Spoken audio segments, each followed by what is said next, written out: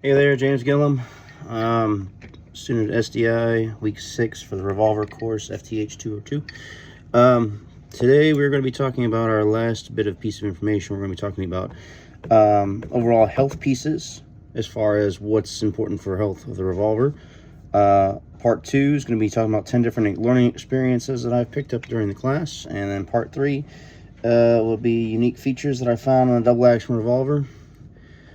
First and foremost, before we get started, let's just demonstrate here that the firearm I'll be using is clear. Cylinder and chamber and barrel, those are snap caps.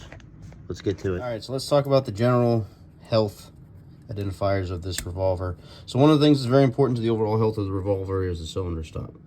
I feel like without a healthy cylinder stop, with it's in good condition, it's not going to do any of the correct steps of cycles of operation the way we need it to.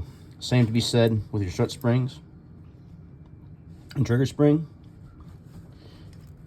Your hammer is also going to be kind of an important piece too, because any kind of damage done to the hammer or anything that's not in there correctly have that sort of issues firing. Getting down into your sear and firing pin as well, those are going to be integral in the firing process. Obviously, without them being in correct health, it's just not going to operate how you want it to. The hand is integral too, especially if you've got wear. That's fuzz, not wear. If you've got wear and tear on the inside there in the hand, the hand's not engaging in there like it's supposed to. You can see it sticking out. That cylinder's not going to stop, therefore nothing's going to lock, and it's also not going to set for firing. Just flip over on the other side. If you have your sear not set correctly, if it's damaged, that spring's missing or not working, this whole thing becomes a big problem. You have issues with the cylinder not operating as it should because it's not able to release, therefore you're not able to load. Talking about the cylinder, any damage to the cylinder walls inside there, scratching, that's also going to be a big indicator of the overall health of the firearm. Same thing with these kind of scratches on the outside. Barrel, your barrel is going to be a big part of your overall health, and you can kind of get a good look down there and see that the rifling is in good condition. I'd use a flashlight in normal cases, but here we are. So there are a lot of components, trigger being another one, trigger and trigger spring, you know. With that being said, timing is crucial. That's going to be another massive piece, because if it's out of timing, it's not going to fire. With this revolver being in correct timing, you can see everything fires and functions as it should in both single and double action mode. So good piece all together. Now let's talk about 10 different learning experiences I've picked up during this course. One of the things I learned that probably going to sound a little silly, I never really realized how important timing was in revolvers. So in the military, we did a lot of headspace and timing with machine guns. It's very common. It's something that, you know, everybody learned how to do. You could even tweak it a little bit here and there, so you can, you know, especially in like the Browning M2s and M2A1s, you could get them to fire faster or slower depending on how you adjusted it. Yeah, you don't want to do any of that. So that was a bit of a learning curve for me. So that's one. Two, learning about checking the barrel twist rate was new. That's definitely something that never considered, never even thought about being a task that would be something I would do. So it was definitely kind of a nice learning thing. And I think that's going to be good whenever it comes across firearms that I don't know much about, or I don't have a manual readily available. There are quite a lot of odd firearms that make their way across my desk in a day. So little things like that to help identify them and identify their capabilities, I think, is a good thing for customers. Number two, something I learned was the tricks with the using the pins, the bobby pins, the safety pins to remove the springs. That's something I think I'm going to use in other firearms that have similar setups, rather than trying to just chase the pin around, hoping the springs don't go flying across the room. So that's one of those. It's a little thing, and I know it's not really something that was taught, but it's something I learned, and I think I will be using that in the future for sure. With that being said, removing that strut spring, you know, that was kind of an interesting piece whenever I swapped the strut spring and the trigger spring out with the new ones. You could really tell the difference in your hand. So that was pretty important. What are we at now? Number 5. When it comes to the actual cylinders themselves, and you get the actual how many pieces interact with it, the hand and the stop, I didn't realize that was the case. So I learned more. I learned quite a bit about the actual structure of the guns, as far as like how they're built. The gentleman in our follow-on video from this week's mentioned that it's kind of like a clockmaker, maybe not as small pieces. I agree with that.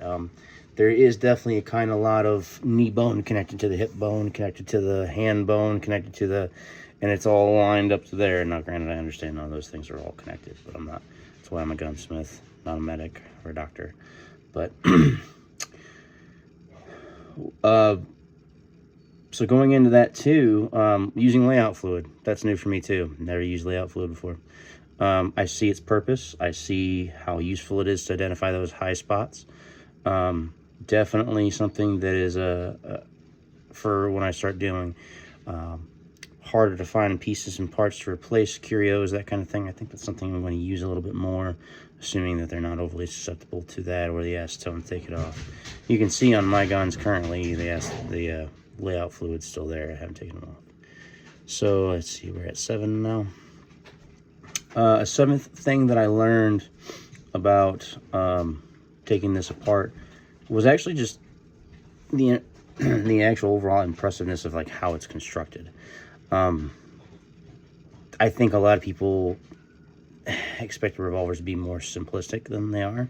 There are quite a lot of moving pieces in there, and they all have their own kind of, you know, you have to check spots on every single thing. So I think kind of being able to identify that and get into that a little bit better was a good learning experience for me. Let's see, trigger squeeze gauge, as far as pull for the weight. I've never used one. I've seen them used. I know whenever I was in rifle competitions, they had to check the weight of some of the triggers to make sure they were within match grade standards and things. But personally using one, I've never used one. So that was a learning experience, something that I will definitely be using in the future, because everything else has been by feel and kind of by guess. So it's nice to be able to give accurate data to your customer before and after, especially when things have been done. So I want to be able to do that. Let's see, what are we at? 9 now? So getting into 9. One of the things about revolvers, specifically this platform, that I thought was kind of interesting was the no pry rule. I think everyone in the gunsmithing world, and that's probably why it was hammered on so much to not do it. I think everybody's quick to break the screwdriver out and get the pry in, and you can really cause some serious damage that way. So the back of this, you know, rubber, and it works like a charm. Popped right off. And obviously after the first time, it's so much easier to do it now. Number 10, honestly, this is going to sound completely weird. I don't even know if it's something that's relevant to the class. I learned how to make videos for YouTube. So we have a lot of unique features when it comes to double action versus single action. That's part number 3. Having a hammer and a trigger that resets and cycles the cylinder at the same time without the aid of the hand. Probably the huge part about that is that it not only is it more efficient, it's safer too. You know, these guns don't have safeties. Single actions definitely didn't. So having the paw and having this trigger and everything set the way that it is inside there, using the hand to actually hold them together and put them in sync, is kind of it's ingenious, really, because it really did take firearm safety to another level on a firearm that has no safety on it.